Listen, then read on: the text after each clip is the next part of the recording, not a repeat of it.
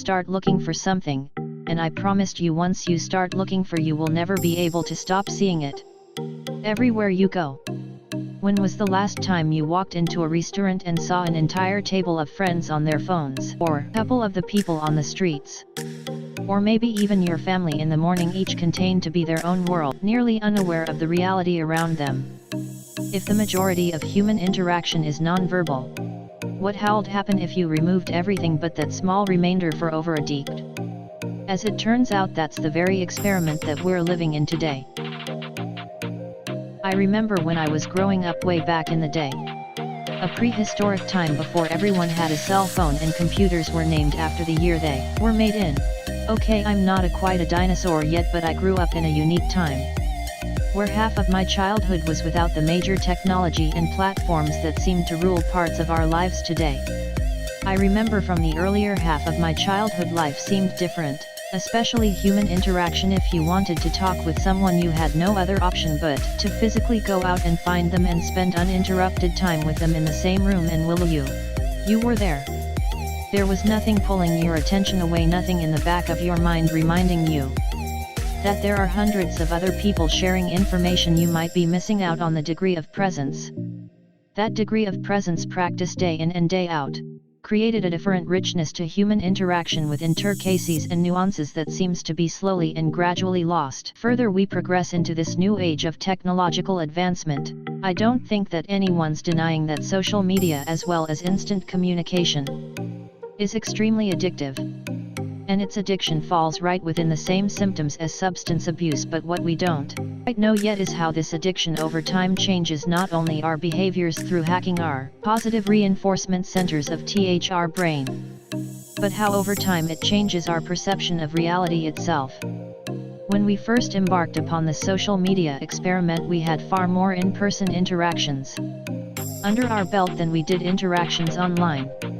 So we took our in-person frame of reference and viewed all of our technological interactions through that lens. But now, in a time when we have hundreds, even thousands of friends, acquaintances, celebrities, and online personalities that we keep up with online, we have slowly over time replaced the majority of our interactions with being digital.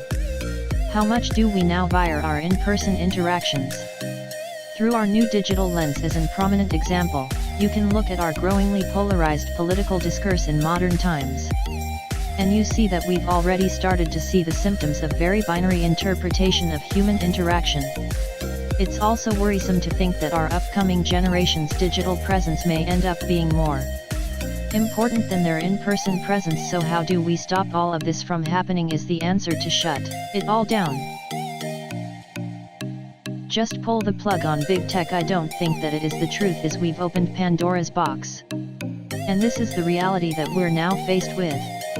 So what's the path forward? The first step is underway, awareness. Much of classical conditioning, and if you don't know what that is, Pavlov's dogs might ring a bell, is based on the more non-conscious mechanisms of the brain. If you become conscious of how the conditioning is affecting you, it gives you a degree of control over your behavior.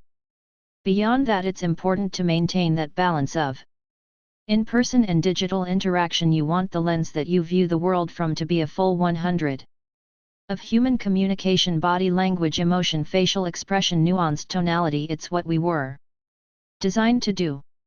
And we can't let that practice atrophy, because that's what creates our sense of identity and community, that gives us a healthy view of others in the world. If we can maintain that balance, we can begin to have a healthier relationship with our online presence, and retain control over the influence these platforms and technologies have on us. These algorithms are based on human behavior and response, and that's something we have control over. Take some small steps today. Maybe start by uninstalling some social media platforms from your phone, then you have to physically go log into your computer to use it, removing some of the convenience if you're tied to your phone for work. Once the day is done, find some time to spend with your family and friends and turn your phone completely off, for it be fully present with the people that you're with. And you just might notice that the world isn't quite as crazy as it seems, and that the life right in front of you is beautiful. Thank you for your time.